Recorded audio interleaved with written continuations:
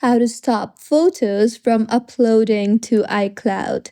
Hello everyone, I am Bishaka and welcome to our channel. Now let's get right into the tutorial.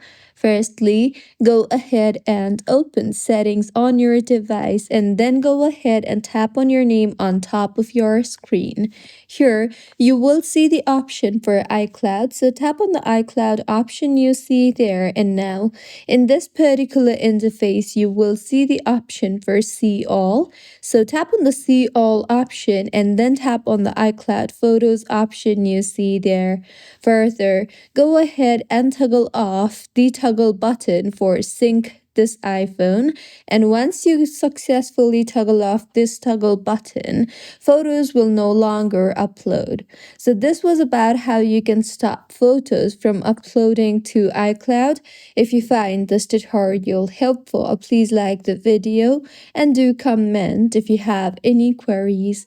Also, do subscribe to our channel for more helpful tutorials like